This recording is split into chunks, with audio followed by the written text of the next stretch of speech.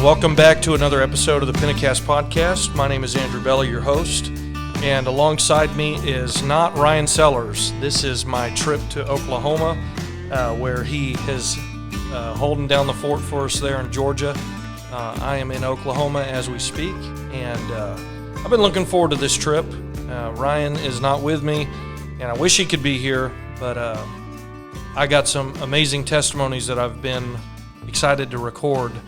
And I'm going to introduce the gentleman that is here with me today. I went to church with him when I first got saved, and this is kind of an interesting situation. Brother Jim Taylor, welcome to the podcast. And Brother Lyndall Birdsong. Glad to be with you again, Andrew. Yep. Here we are at Crosslight Ministries, and who would dream we'd be here? I never thought I would be in the lobby setting up a podcast. Brother Jim, could you see this in my future? No, I couldn't. What? You can be brutally honest with me. What did you see in my future? Now, Brother Jim, we're really not interviewing him, so we're going to try to keep him in a good light today. Yeah. Well, before you got saved, we won't go there, but after you got saved, boy, God's really done a wonder in your life. Yes, he Yeah. is. Yeah, I think it's really interesting that I get to share with, I'm living in Georgia now, so I'm nowhere around here. And I think it's really interesting. Thank the Lord. Thank the Lord. I really do. I think it's interesting that I've met an entire new group of people, and they don't know the people out here like I do. And so I will mention certain people in my just my testimonies at church and what have you. And everybody that I mention that lives out here in Oklahoma, they're total strangers. They don't know who I'm talking about.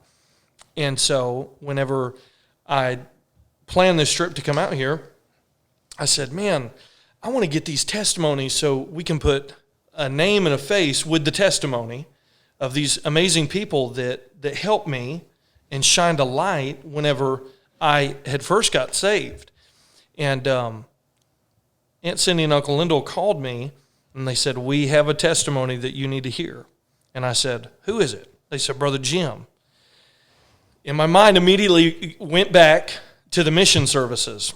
I was, going to Sunday school. They wanted me to get straightened out, so they didn't want me, anywhere around them. They needed a break, I guess.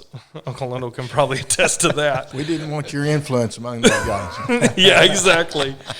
But I will say this. Every time that I did go to the mission service, there's one thing that I always saw, and that was you working and pulling and pushing in the services. And there's one thing that I appreciate now more than I did when I was younger. I don't know if you know this, but now I'm 30. So I'm an older man. Over the hill. But there's one thing that I appreciate, and I mean this. I appreciate consistency more than I ever have in my entire life. People that just show up, you can count on them. And I think that I picture you when I hear the word consistency. That's it. Because Brother Jim's always been the same guy. So whenever they called me, I said, well, I've never even heard Brother Jim's testimony. So it is an honor to have you. Well, I appreciate it. I appreciate it very much, and appreciate you doing what you're doing. So I appreciate it. If I could interject here. Tell me.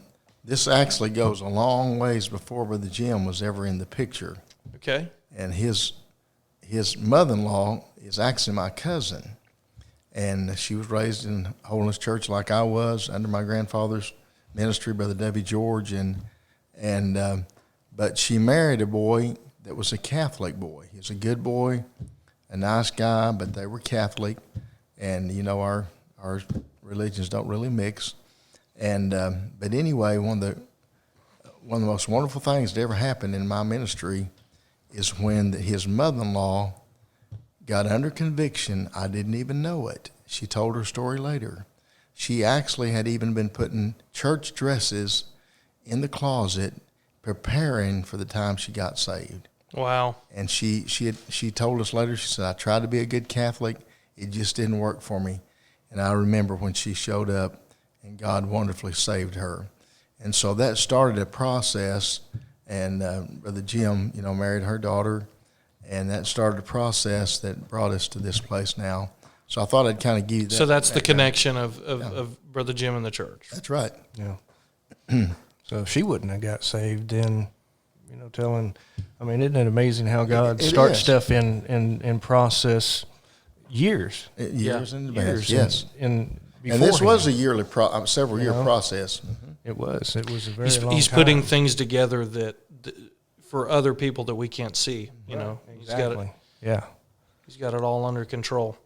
But Andrew, one of the first instances I remember in meeting with Brother Jim is after his mother-in-law started coming to church, and his wife had come some too, and she actually prayed and got saved. His wife had, but his daughter was going to have surgery on her eyes, and I guess we had met, but very briefly. Briefly, yeah. So anyway, of course, I've been in hospitals many times in the waiting room and visiting with people, but this guy right here, I believe if I'd had a 6-shooter gun on my side, he wouldn't have been any more scared of me. And is that right, Brother Jim? That's right. He was so unchurched. He had never been around preachers or nothing like that. And it was so funny. We'd sit in that waiting room, and I was trying to make small talk with him, and he was trying to not be, abrasive or be rude. And but boy, I don't know what was on that TV, but his eyes was glued on that TV. Is that true, Brother Jim? That's true. Yeah. Well, I just didn't want the confrontation with a preacher. Right. I knew I was in sin, and I just didn't want the confrontation. Was that out of reverence? Just make it as short as possible. Yeah. Was that out of reverence, or what background did you have in church at all? I didn't have the neighborhood that I lived in. There was a church at the end of the road that we lived on, and they'd go around knocking, inviting people. Let me interject this too. I think this is very important for us to realize. You don't even realize just knocking on a door, how many years later, what an effect it would have. I'm sorry, Brother Jim. Yeah. But they didn't be inviting people to church, and I didn't know anything. Right. As far as that, my family, they didn't go to church, and they partied on the weekends and stuff. So, but I decided to go. How old was you, Brother Jim, back then? Do you remember? I'd say probably about 7 or so. Wow. So that's your first encounter with God, or with church? With a church. Okay. I just went to go. Eat the cookies? Yeah. Whenever I found out they had cookies and Kool-Aid, they had me. Yeah. That's how they actually tricked me to move to Oklahoma. So we have the same story. Exactly. So, but not really. But I just go for that. You get out of the house, and I really didn't get deeply involved with the church or anything like that. So that it planted a seed there. Yeah. So don't you wish whoever that was knew now that little seed and that knock on the door, what a difference it made. Yeah. Many years later, but like I said earlier, God has, set stuff in action for years down the road. Oh, yeah. That we don't even know of.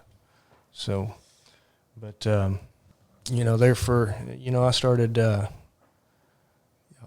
them about it. I started drinking alcohol, whenever I was about 10 or 11 years old. Wow. And just to be in with the in crowd, you know what I'm saying? So.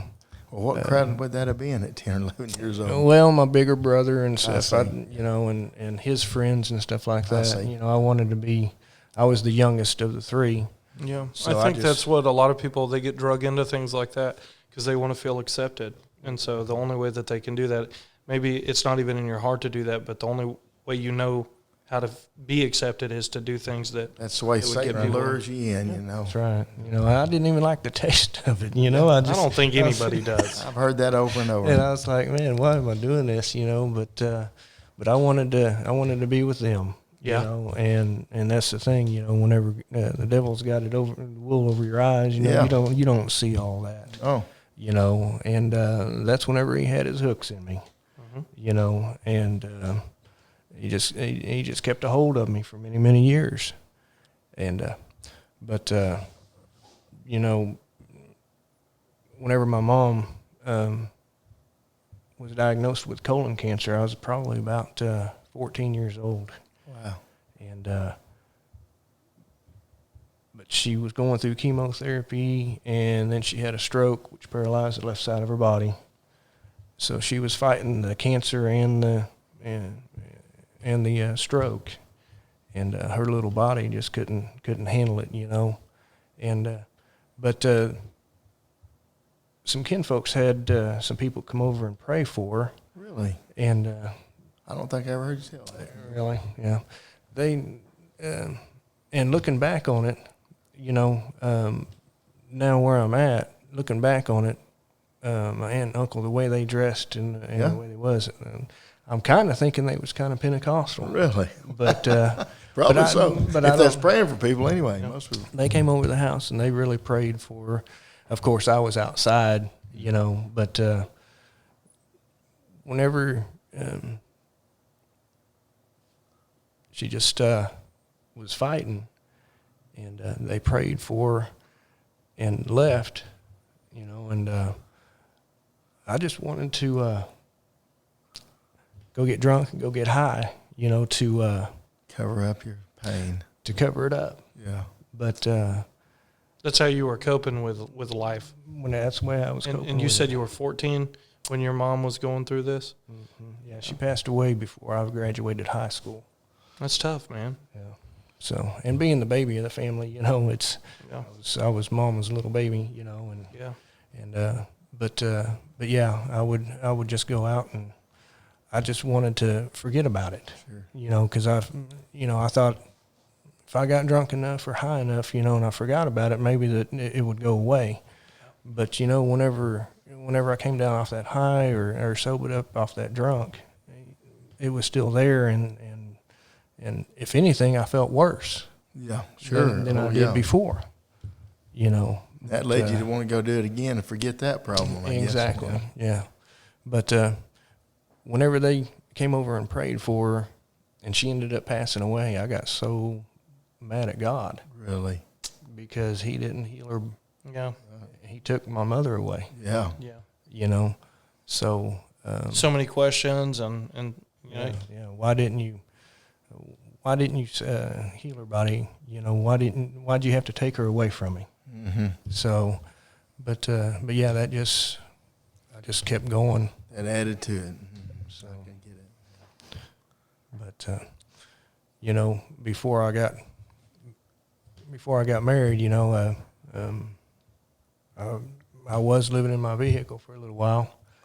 And You I know? think Brother Jim, and that's part of this too, I think one of the reasons that Brother Jim has such a passion for what we do in reaching homeless yeah, people, it's evident. if you've been there, you're bound to know how it feels. I'm Yeah, sorry. and that's exactly what I was going to bring up. You know, with your drug history, and then also now you're telling me that you were living in your car. Of course, you can have compassion on people because you've been there. You've walked a mile in their shoes, and you know what they're going through, and you know who can help them. Yeah, yeah. And I didn't want anybody to know, you know, that, you know, surely I probably could have went back to my dad's house, you know, See, but I didn't want to. Right. I didn't want to put that burden on him. I see. I You get know, that. so I kept it a secret. My family, my brother and my sister didn't even know. Really? Wow. So I would go and, well, it was tiring because you'd go throughout the night. You know, you don't know you don't know how long a night is until you've stayed awake. But pretty did you have a much. job? I was bouncing around from job to job. I see. So, but I would go around through the night, and then I'd park in front of a friend's house. Just And- be alone, Exactly. and all you had time. All you had was time. Thinking, yeah. I mean, What am I doing? Exactly.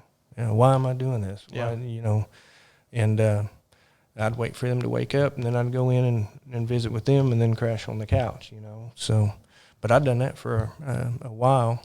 but at least I did have a roof over my head, somewhat. Right. You know, but anybody could have come up while I was in my car and busted the window and done whatever, you know. No telling what could go on with the gangs and stuff out there. Absolutely. So, but God kept me, you know, at that time I didn't realize that God kept me safe. Yeah. You know, and You had a plan for Jim Taylor. yeah, it was hard to see then. I didn't even know So from anything about it. at that point, like from that time, when did you encounter God where he transformed you? Because I mean, you're pretty much at the lowest point, I would say.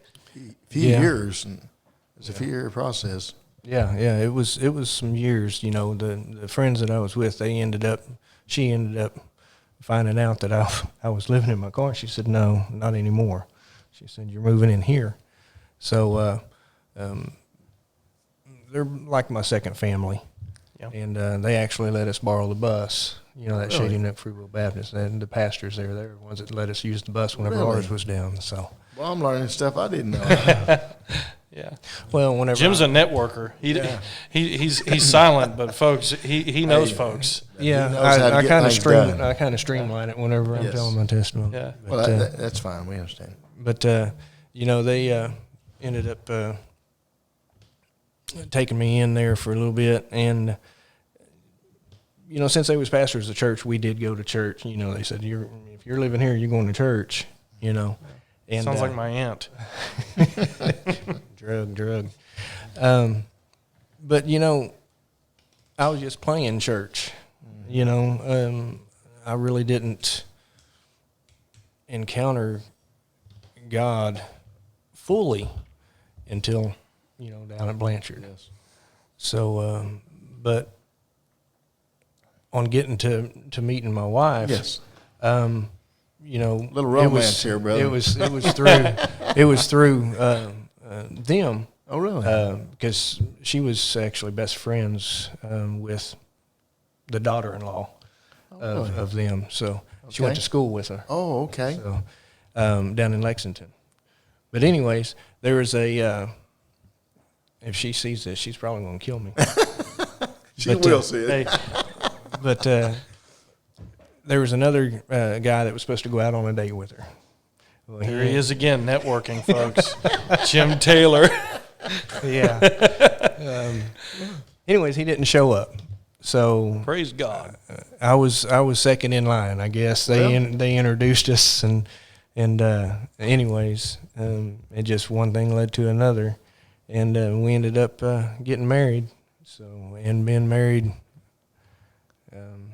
26 years or so now. Mm-hmm. So, And it went, and it's not always been easy. no. So, Now, did you guys get married before you got saved? Oh, yeah. yeah. You Yeah. might, I've heard you tell Brother Jim about how y'all came to that point. You may be going to tell that, but how your drinking finally got the place Yeah, there. I mean, I was, like I said, I was leading two lives, you know, and Even I- after you married. even right? after I was married, I wasn't stepping up, and I'd be out late, you know, come home, and there was one time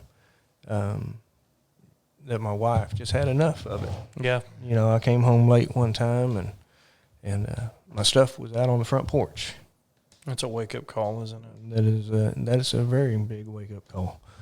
And Thought, oh, no, here I am back in my truck again. Yeah. back in my vehicle. Yeah, that's right. familiar feelings, you know. But yeah, she left a note and stuff, and I went in, and I was able to talk to her, and said, "I'll change." Mm-hmm. You know, the change wasn't right away, but I was putting forth the effort. Mm-hmm. You know, but you know, I got to hand it to my to God for giving my wife the courage and everything to stick with me that long, because she could have a long time ago. Right. But anyways, he gave her the courage and strength to go ahead and stick it out. So that's exactly what you needed to kind of realized, look, something's got to change. Yeah, something's got to change. I've got to do something different. So I went ahead and started going to church a little bit. Where at? Down in Blanchard. Okay. Where they pastored. All right. And because she had already started being with the mission at that time, so I just went down, and I was in the background. I'd stay further back than the back row. You were there just to make her happy. Right. I might say this too, Andrew. If God ever called anybody to cook for people and care for people in that capacity, his mother-in-law and then his mother, it's like God gave them that gift. Really? They never wanted to be out front. If his wife was here today, you'd never get her in front of one of these microphones. Yeah. But her testimony is, in the background, she was feeding and caring for people. And that's kind of where Brother Jim came in at. Yeah. In our outreach at that time. So I would be, like I said, further back than the back row, and I'd help fill the drinks and stuff, for the mission whenever service was over or whatever. And I would go over to the main service and go into Sunday school a little bit. I mean, my wife would whenever she wasn't needed over there. But after a period of time, I didn't know it, but in the background, God was still working. Oh, yes. And but there was one morning, one Sunday morning that I went over, and I don't know why my wife didn't come over with me for Sunday school, but I said I'm going to go ahead and go on over for Sunday school. At that time, Brother Jared Mize was teaching the young married, and we went into class, and he started teaching.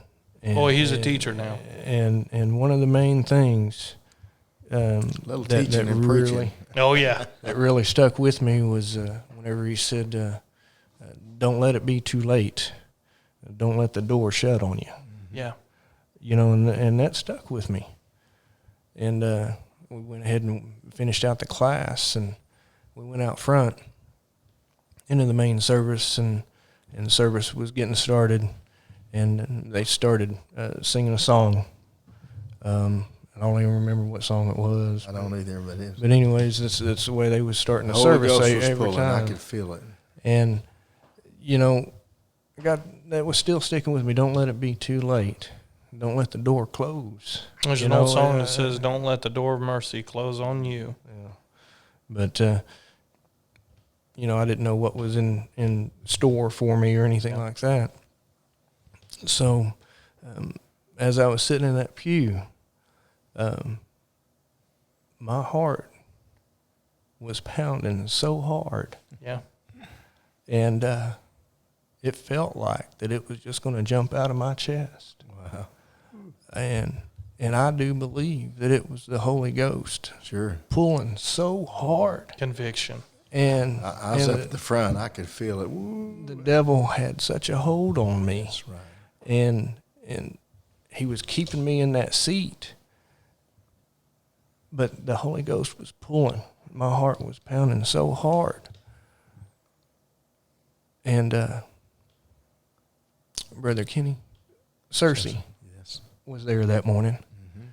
And I never have asked him why he was, because he pastored a church, so I didn't know why he was there on a Sunday morning, but God knows why he was there. Yeah. He makes no mistake. Here again, God had all the pieces of the puzzle worked out. Exactly. And for a man to obey God, like Brother Kenny did, he stood up. He just stepped out. He just stepped out and put his hands up and said, whoa, just wait a minute. God's wanting to do something for somebody right now.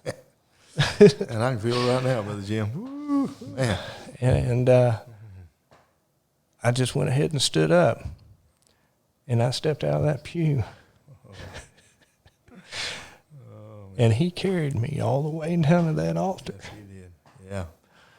And I knelt at that altar, and I was so heavy. Yes. The devil had such a hold on me. Yeah. My heart was so heavy. But as soon as I knelt at that altar, I could feel the love of God. Thank God. Yes. Reaching around me. Yes. As I started asking for forgiveness. I didn't think I was worthy. No. I don't think I any of didn't us did. think that I was worthy of his forgiveness. But he forgave me that morning. One of the most glorious conversions I've ever experienced in my life.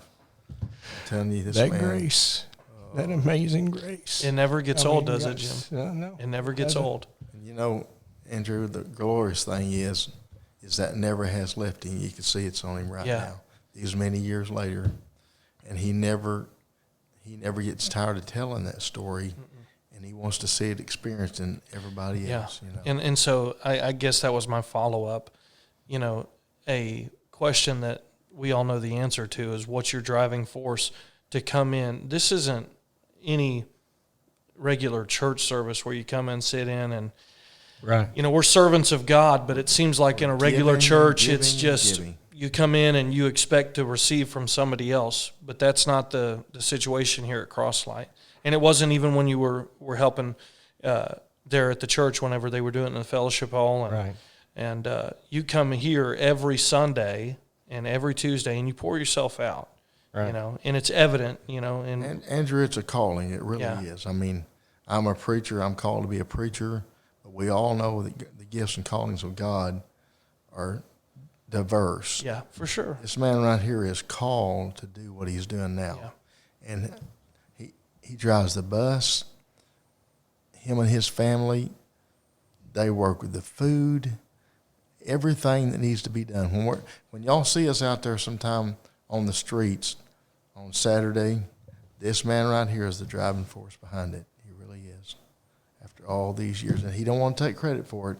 But now then, also, we've been doing Facebook Live, and I didn't even know he could do this kind of stuff. But he's our main sound man. You didn't even know he could get a backup bus either. No. That's right. Well, It's been revealed all along what kind of talents he really has. Brother Jim, you have an amazing testimony. You really do. And one thing, and I think Brother Lindell hit it on the head, it's one thing for somebody to give their testimony. It's another thing for them to feel exactly what they felt the day they got saved. Yeah.